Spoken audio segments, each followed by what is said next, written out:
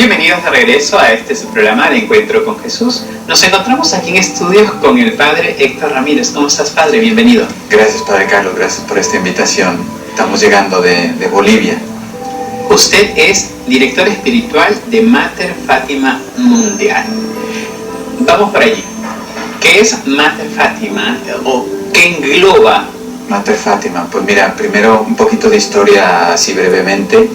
Mater Fátima nace en el corazón de este pobre sacerdote en 2017, que fue centenario de las apariciones de Santa Jacinta, de la Virgen María, perdón, que lo estoy confundiendo con los centenarios. Bueno, y yo era capellán en aquel entonces. Yo estuve en el santuario de Fátima casi 4 años como capellán para los peregrinos de lengua española, ¿no? Por lo tanto estaba ahí en el santuario.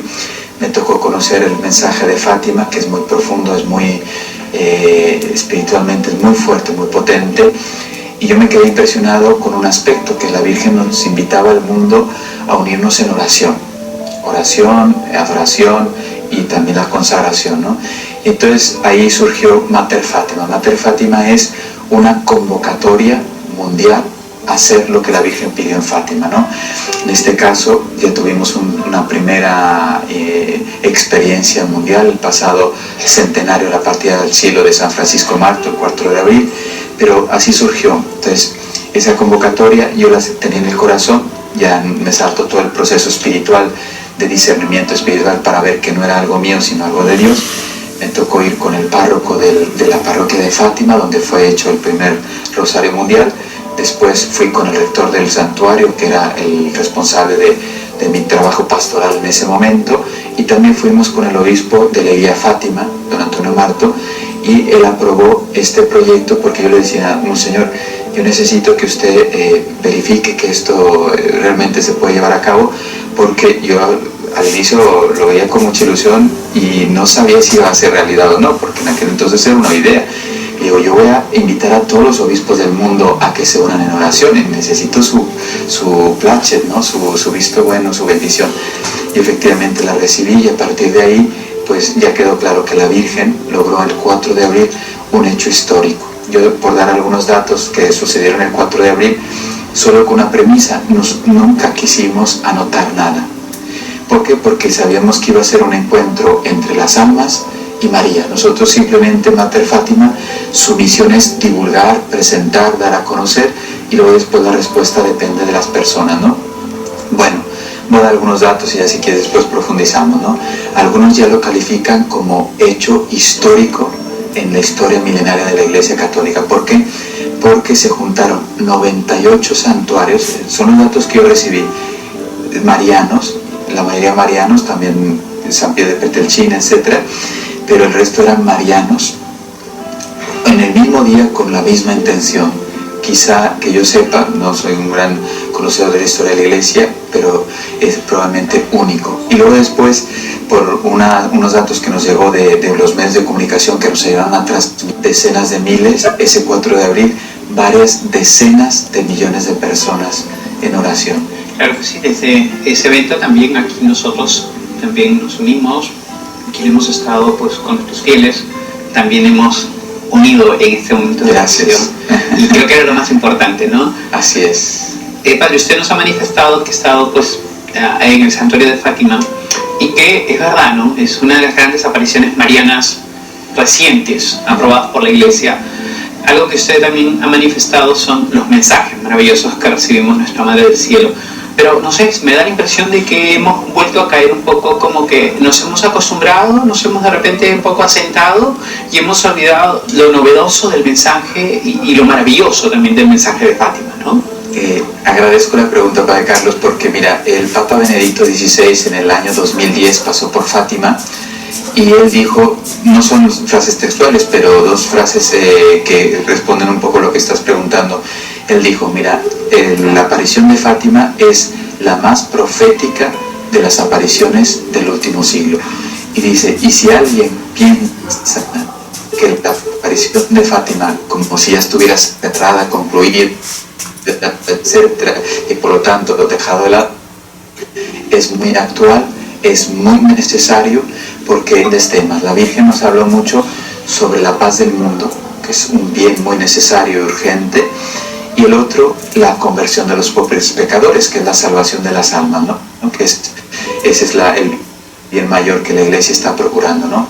Llevar almas al cielo. Por lo tanto, pues realmente esos son dos temas muy necesarios, muy urgentes, y lo suelo decir en las charlas que yo doy, lo dejo aquí también en la televisión para que los que no lo conozcan tengan la inquietud de conocer el mensaje de Fátima, porque ella, 22 años antes de la Segunda Guerra Mundial, la profetizó, la avisó y sobre todo nos dejó los medios para evitarla. Por lo tanto, imagínense un conflicto que costó, si pudieron hablar del corazón inmaculado de María. Por lo tanto, más actual no puede. La devoción que también de nuestra madre pidió de los primeros sábados en reparación, obviamente. Hoy en día podemos decir que es una devoción extendida o todavía ha quedado allí. Padre, yo no sé, pero estoy muy inspirado, yo te debo agradecer por las preguntas, estoy feliz porque mira, yo de lo que, porque este es el 8º país que visito, de si Dios quiere entre 20 y 25 países promoviendo el Rosario Mundial, y me estoy sorprendiendo de que realmente se practica poco la devoción. La Virgen le llamó comunión reparadora de los primeros sábados de mes, ¿no? Mira, te voy a dar unas palabras de Sor Lucía y después la fecha. Son increíbles. Yo cuando la leí digo, no puede ser, tendríamos que hacer caso al corazón inmaculado de María. Dijo Sor Lucía, primero las palabras, dice, el inicio de la guerra, porque ella nunca le llamó Segunda Guerra Mundial, eso se lo pusimos nosotros, la Virgen hablaba de la guerra, decía Lucía, pues el inicio de la guerra dependerá de la consagración, devoción, de la comunión reparadora de los primeros sábados del mes y también del rezo del Santo Rosario diario. Devociones que tanto ama a nuestro Señor y tanto agrada a Nuestra Señora y que a mí me agradan tanto, decía Sor Lucía.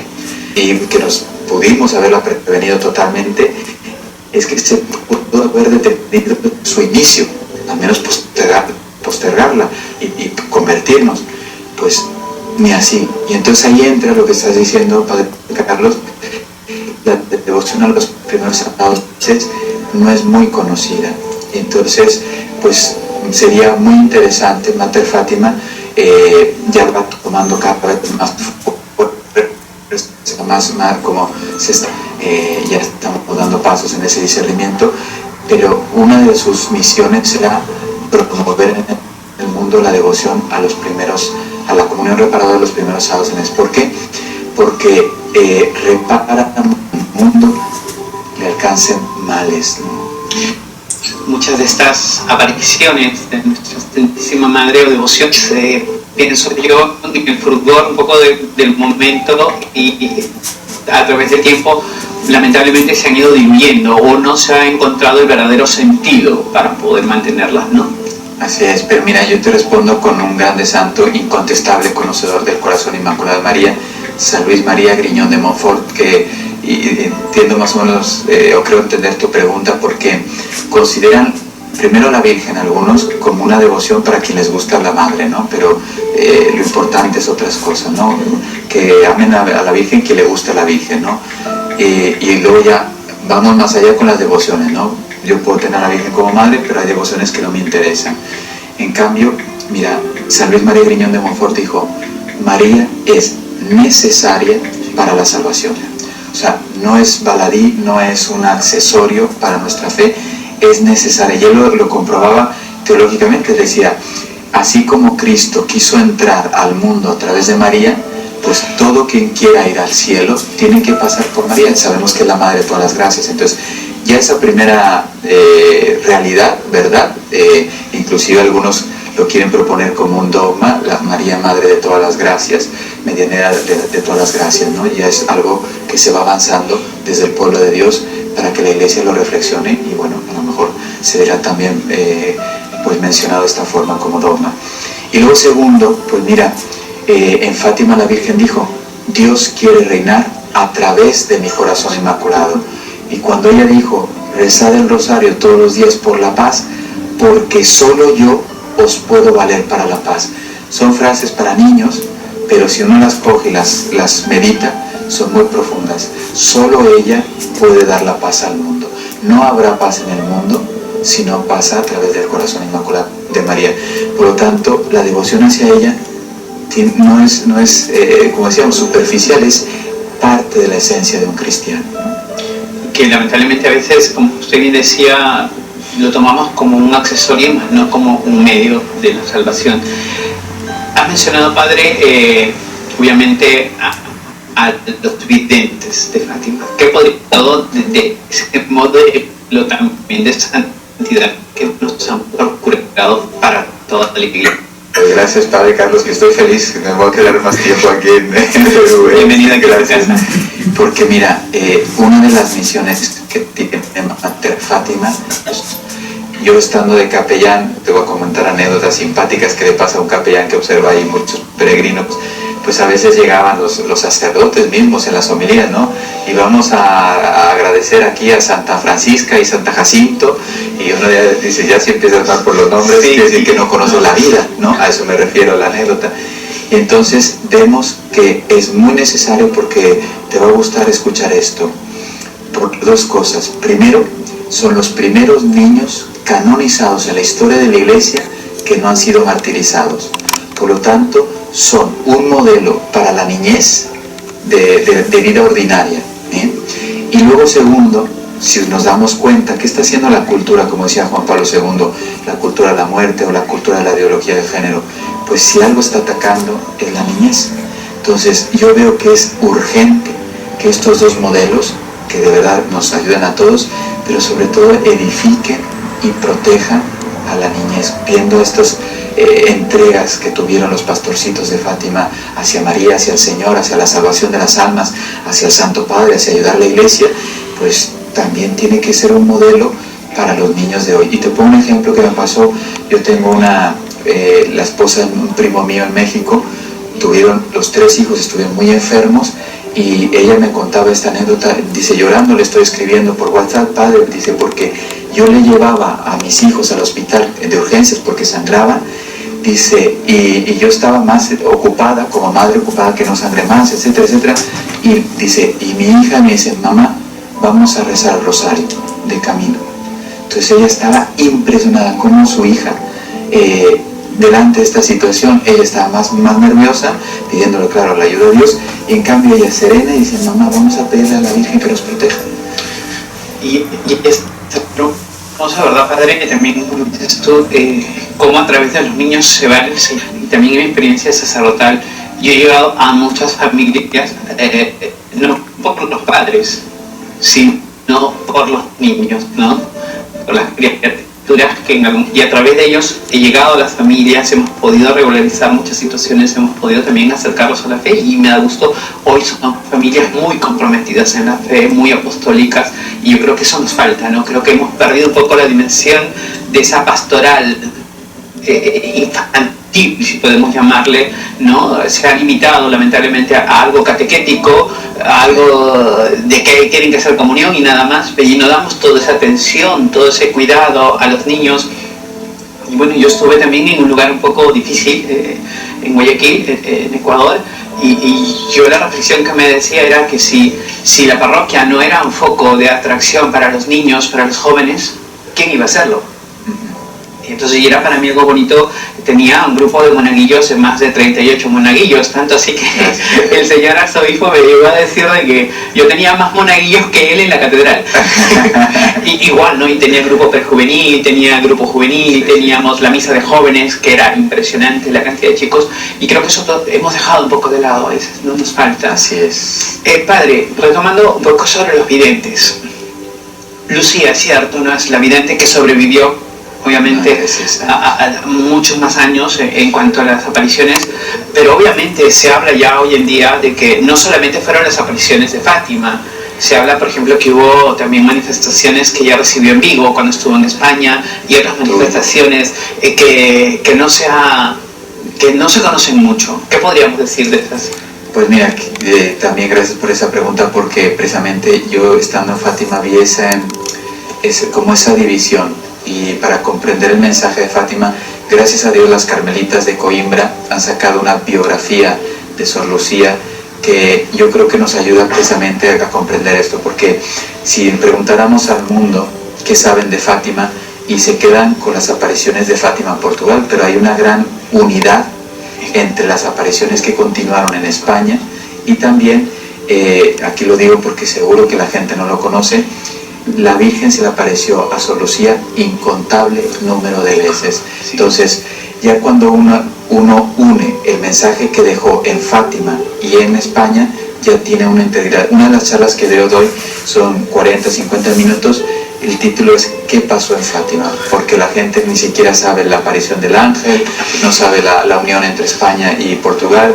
Entonces, y esto, claro, si no lo entiendes, o sea, si no lo tienes el conjunto, se pierde. Por ejemplo, la Virgen en Fátima dijo, voy a venir a pedir la consagración de Rusia, pero realmente la pidió estando ya en España Sor Lucía, ¿no? Las apariciones de la Virgen en Fátima, que yo lo que voy a decir voy a dejar desconcertados a los que me están escuchando, porque uno se queda con la Virgen. En cambio, todo ese fenómeno empezó con la adoración a la Santísima Trinidad, por lo tanto vuelve a ser protagonista Dios, no tiene nada de erróneo el mensaje de Fátima, porque lo primero que el ángel le enseña a los niños es adorar a Dios, y termina con una visión en España, Sor Lucía, de la Santísima Trinidad. Entonces, ya cuando uno empieza a comprender estos datos, todo tiene armonía, porque nuestra fe es así, Dios es el primero, la Virgen es la Madre de Dios, y precisamente ella nos reconduce a Dios. Entonces, cogiendo el mensaje de Fátima en conjunto, es muy armónico. Sí, gracias Padre, también has llegado un poco a la intencionalidad de mi pregunta, porque a veces pienso ya como sacerdote que nos hemos centrado mucho en el mensaje de Fátima, en la persona de Fátima, en la Virgen Santísima, claro que no está mal, pero nos hemos olvidado que es toda una integridad dentro del anuncio de Fátima, ¿no? O ha pasado la inversa, ¿no? De repente nos hemos quedado un poco con las personalidades de los videntes y hasta hizo que algunos han tratado de hacer ciertas interpretaciones sobre, bueno, la poca vida de los niños, sobre Sor Lucía, pero se ha olvidado, se ha dejado de lado el verdadero mensaje, ¿no? En la profundidad que además se fue dando, y hay compromisos que todavía debemos asumir, ¿no? Por ejemplo, no solamente la consagración de Rusia al Inmaculado Corazón de María, sino también la del mundo entero, ¿no? Que el Papa San Juan Pablo II lo hizo, y que, bueno, algunos dicen que todavía falta concretar porque no está dado. Padre, ya yendo un poco sobre Mater Fátima, ¿qué actividades vienen realizando o cómo está concretando? Bueno, ya hemos deducido un poco la misión que usted está teniendo, yendo a varios países, llevando estos mensajes. ¿Qué actividades están realizando? Pues mira, primero, dos grandes intenciones cuando voy visitando los países. Primero, dar a conocer ese mensaje de una forma muy sencilla y muy práctica. Yo no estoy hablando a teólogos, no estoy hablando a pensadores, estoy hablando pues a la gente normal que quiere conocer más de la Virgen y conociendo a la Virgen quiere amar más a Dios, ¿no? Como decía San Luis María Griñón de Montfort, por María a Jesús, ¿no? Entonces se vuelve a repetir la historia, ¿no?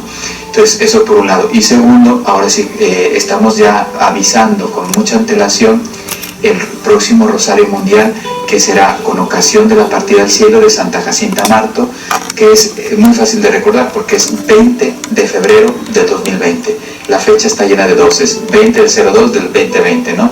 Entonces ahí queremos juntar al mundo en oración.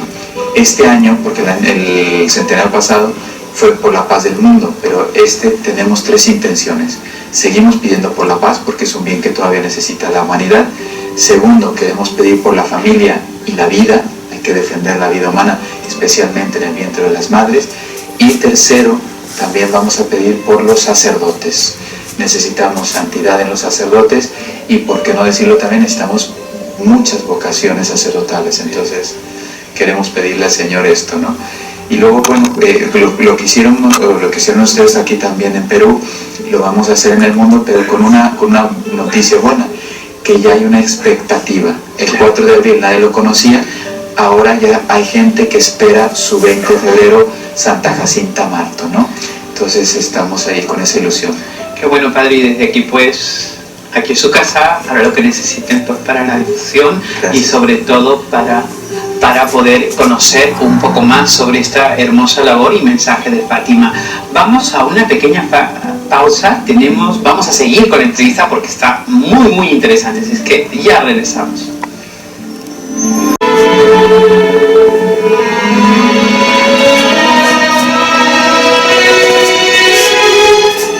Estamos de regreso y continuamos con esta hermosa entrevista que tenemos con el padre Héctor Ramírez, que es el director espiritual de Mater Fátima Mundial. Antes de la pausa, el padre nos estaba comentando sobre la labor que realiza Mater Fátima Mundial, sobre este próximo Rosario Mundial que se va a realizar en el mes de febrero del próximo año, y qué otras más actividades tiene. Pues mira, sí, gracias, porque me gustaría hablar de esto. Me parece muy importante que la gente vea también el desarrollo, porque gracias a Dios, como decía, 80 países se unieron a Mater Fátima y algunos quieren ver ahora hacia dónde Dios está llevando esta iniciativa, y yo sé que la directora es la Virgen, porque a mí me toca organizar y yo te aseguro que no tengo amigos en 80 países, y ella seguro que llegó más allá de lo que nosotros pudimos ver. Bueno, Mater Fátima empezó con esta gran convocatoria mundial de oración que le llamamos el Rosario Mundial, pero al día de hoy ya tenemos otros 3 apostolados o áreas de apostolado donde queremos servir a la iglesia, donde queremos colaborar con la iglesia. La segunda área es el tema de la familia y la vida. Realmente estamos muy preocupados. Yo ya tengo 23 años viviendo en Europa. Ahí la ideología de género ha destruido el continente europeo.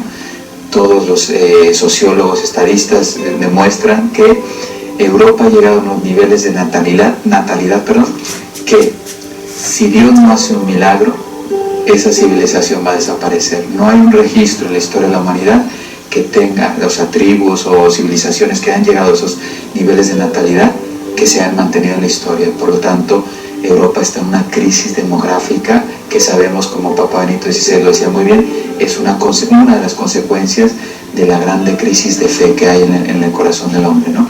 Entonces queremos colaborar con la familia, defender la vida, porque pues ya el aborto se está llegando a unos niveles escandalosos.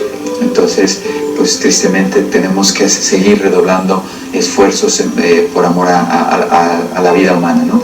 También vamos a ayudar a la formación espiritual de los sacerdotes. Y te voy a comentar una experiencia que yo tuve como capellán, casi 4 años. Allí vi, no sé, miles de sacerdotes, no sé si llegué a decenas de miles, pero varios miles de sacerdotes sí pude contactar, hablar con ellos, acompañarles. Y puedo decir una cosa, el sacerdote hoy en día está muy herido, tiene muchas heridas espirituales, y yo sé que la adoración, la reconciliación, la vida espiritual, el volver a la santidad, o sea, el fervor, el entusiasmarse con la vocación, con el apostolado, lo que tú decías, pues volver a educar a los niños. Tristemente, pues sabemos que ha pasado también con estas noticias tristes que hemos escuchado de algunos hermanos nuestros, pues eso también desmotiva al sacerdote y a los laicos, ¿no? Bueno, pues Mater Fátima quiere ayudar mucho a renovar espiritualmente al sacerdote. Y por último, esto me imagino que te va a gustar mucho, a mí me hace mucha ilusión presentarlo y yo quiero dedicarme a esto a tiempo completo, si la Virgen me lo permite, es abrir capillas de adoración perpetua. Yo sé que el mundo cambiará, la historia cambiará después de estar respirando continuamente el mensaje de Fátima.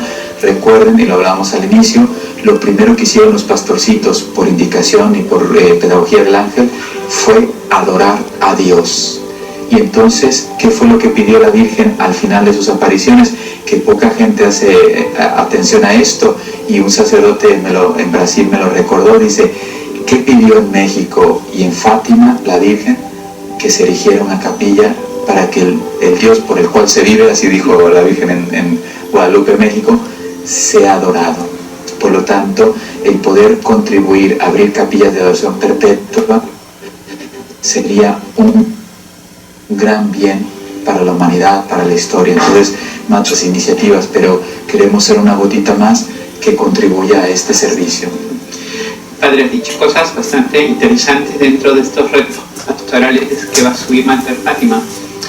El tema de la familia, creo que es una situación bastante grave que se está viviendo en Europa. Leí hace unos días un reporte demográfico justamente que se habla de que en algunos países, por ejemplo, hay más mortandad que nacimientos, que digamos de aquí a 20 años la cosa no va a ser muy favorecedora como podría parecernos. El tema de la vida, cómo lo podemos vivir nosotros como cristianos, como católicos, en la defensa, obviamente, de la familia y de la vida. ¿Qué cosas podemos hacer?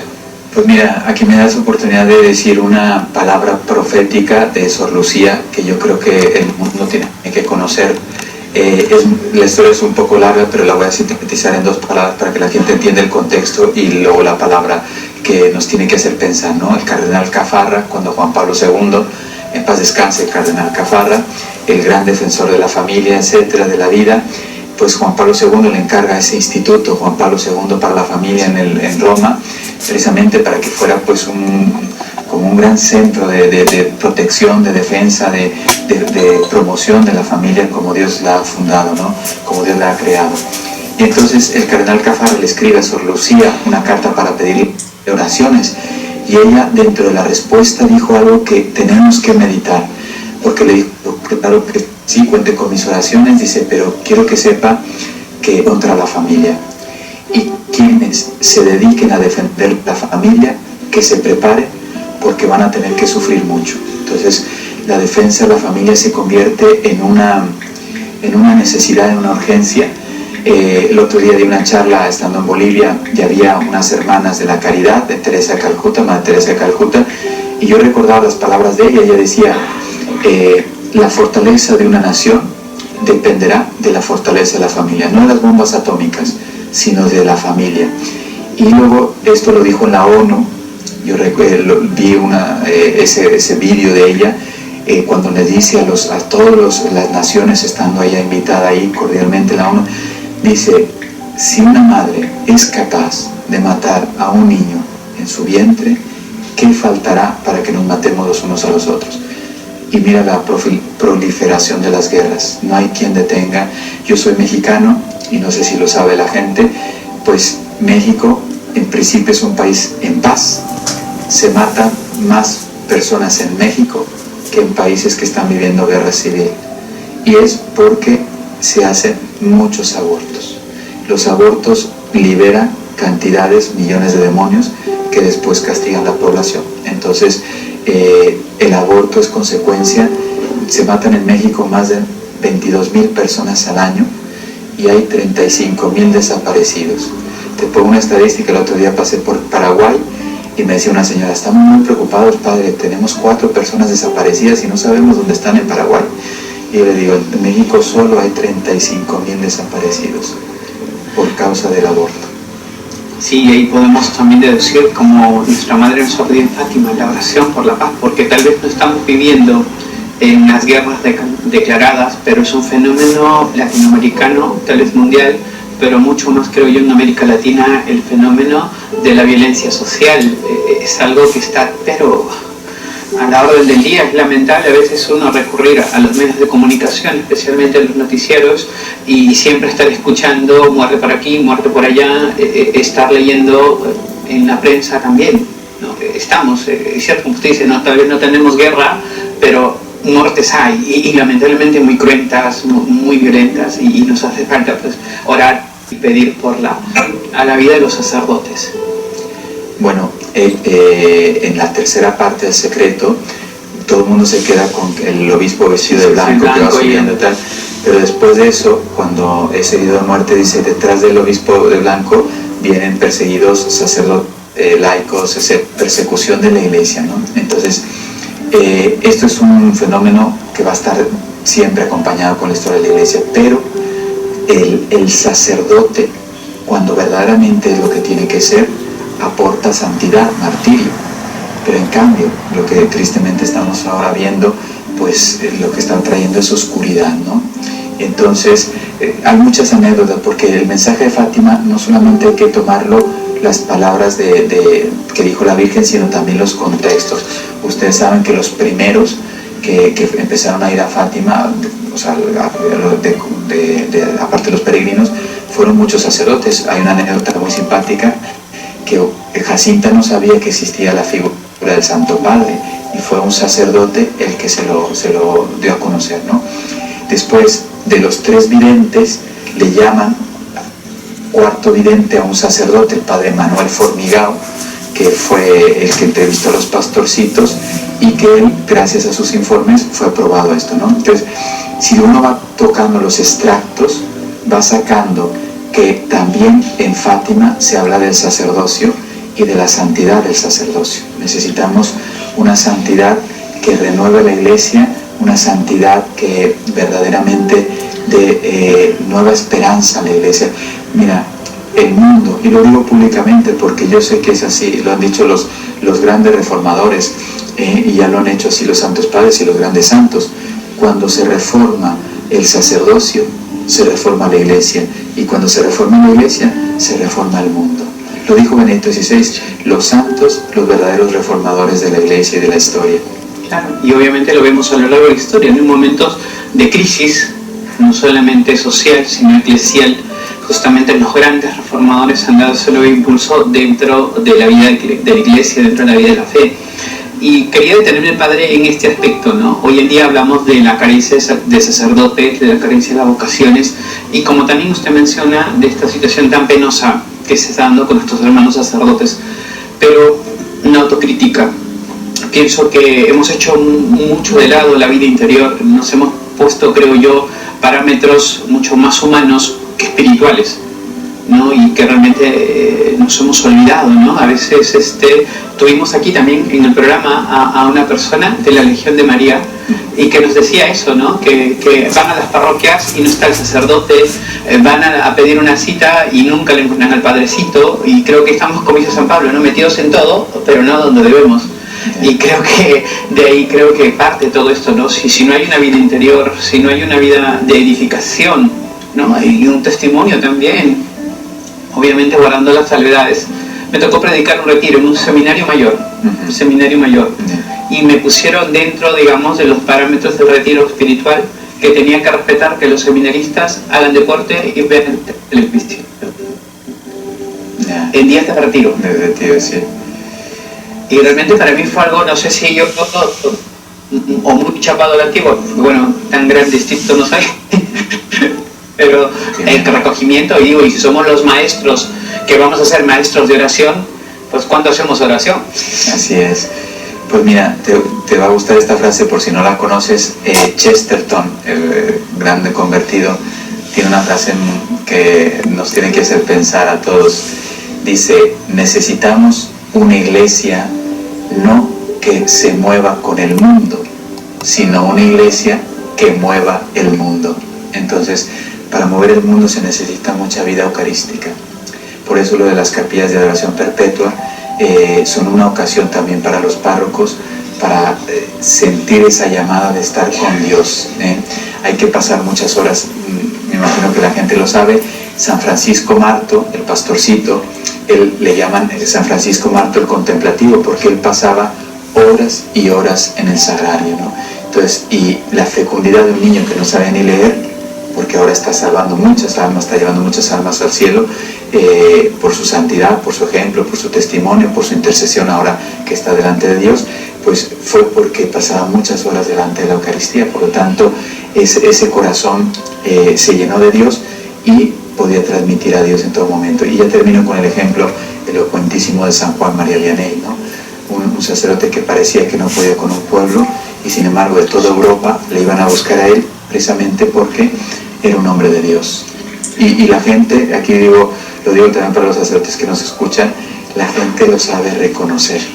Cuando uno reza, la gente lo percibe y busca, porque de un sacerdote no esperan la última noticia, la última moda, eso ya está en los medios de comunicación, como dices tú, o donde sea. En cambio, de un sacerdote buscan la sabiduría, el consejo, la gracia, la esperanza, la verdad, no la mentira.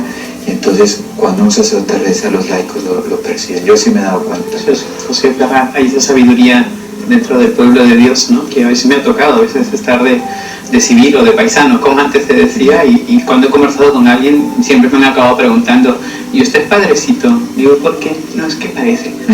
Entonces, ahí a veces uno dice, bueno, trasciendes, ¿no? El hábito o el signo para demostrar ese cariño con el Señor.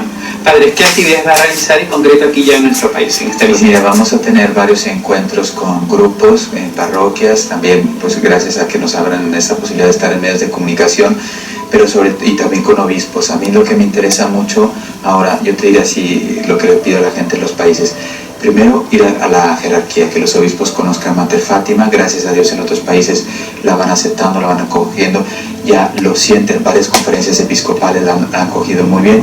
Segundo, le llamamos misioneros de María, que son personas en las cuales nosotros dejamos la semilla y luego, así tú lo has dicho, yo me voy a otro país y esas personas se quedan divulgando el mensaje de Fátima, ¿no? O al menos los elementos que el mensaje de Fátima tiene, que se pueden vivir en la práctica. Yo no vengo, como te decía, a dar grandes, elucubraciones del mensaje, sino cómo ayudar al alma a vivir el mensaje de Fátima, ¿no? Entonces, a mí me interesan mucho esos encuentros con grupos, con personas, con laicos, que después se quedan con la misión de llevar este Rosario Mundial a todo Perú, ¿no? Yo le dejo esa iniciativa, ¿no? Y luego a partir de ahí, pues ya los otros 3 apostolados, porque esto es para el Rosario Mundial, pero oye, ¿qué podemos hacer por los sacerdotes? ¿Qué podemos hacer por ejemplo, en El Salvador? Ya estamos ayudando en unas campañas de oración por la vida. Entonces, pues Mater Fátima ya participó. En México ya pudimos participar en algunas marchas que hicieron en 50 ciudades en México, y pues bueno, también nosotros queremos que merece la pena, etcétera, ¿no? Y bueno, invitarles que toda esta información basta escribir Mater Fátima en la web, o en Facebook, Instagram, Fátima, y ahí aparece toda la información. Sí, es www.materfatima.org si quieres conocer mayor información y detalles sobre esta hermosa labor. Te agradecemos pues, Padre Héctor, ha sido muy enriquecedora esta entrevista.